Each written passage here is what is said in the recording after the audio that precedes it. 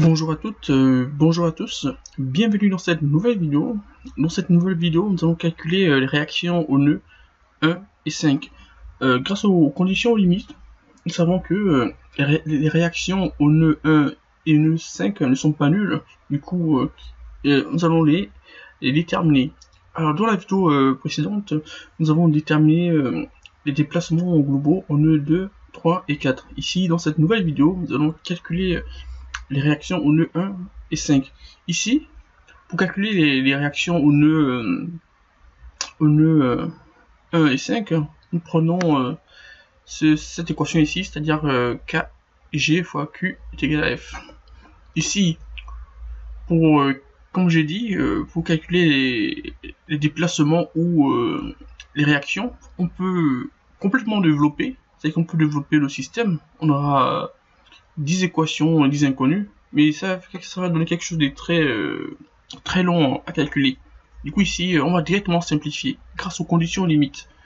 Du coup ici, la simplification par rapport aux conditions limites qui va nous permettre de calculer les réactions nœud 1 et 5. Ici, nous savons que les déplacements nœud 1 et nœud 5 sont nuls. Du coup, on va supprimer les colonnes.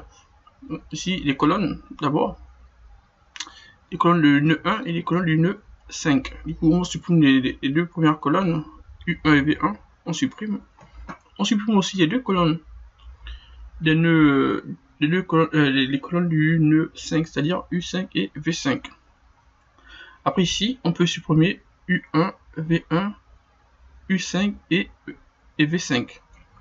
De même ici, vu que nous connaissons les déplacements au nœud 2, 3 et 4, on peut supprimer les lignes maintenant. Ici, on vient supprimer la ligne ici.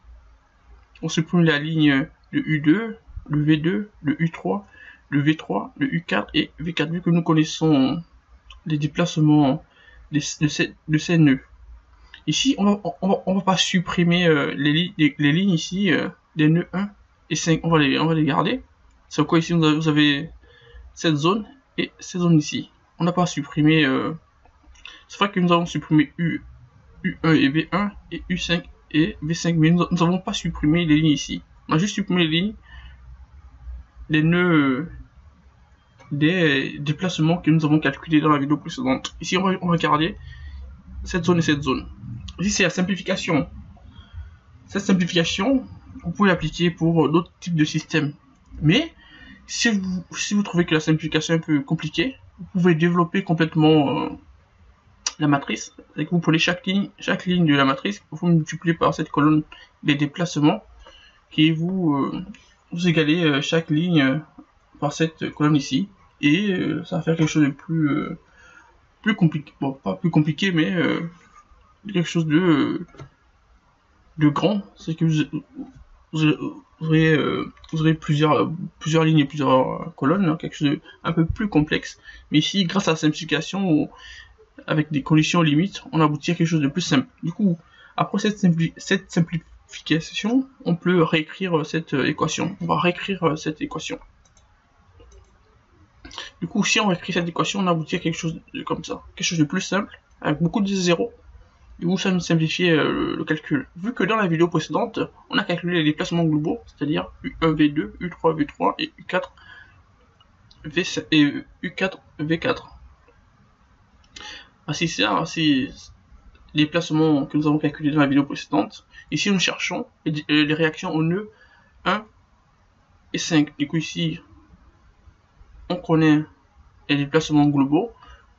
Nous cherchons X1, Y1, X5 et Y5. Du coup, si on développe ça, on aboutit à quelque chose de comme ça. On prend chaque ligne ici de notre matrice que l'on multiplie par cette colonne. Du coup, si on prend les lignes ici, chaque élément de la ligne que l'on multiplie par cette colonne, on aboutit à quelque chose comme ça. C'est-à-dire que on a X1 est égal à ça, Y1 est égal à ça, X5 est égal à ça, et Y5 est égal à ça. Du coup, ça donne quoi? Ça donne que X1 est égal à ça. On remplace U2 par son expression, c'est U2 ici.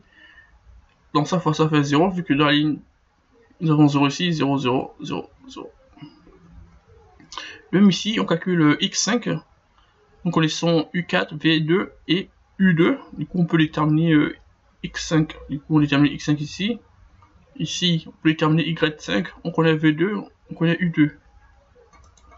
Du coup, après, après application, et après la simplification, on aboutit à quelque chose de simple, on aboutit à x1 est égal à moins 2f, y1 est égal à 0, x5 est égal à 2f, et y5 est égal à f.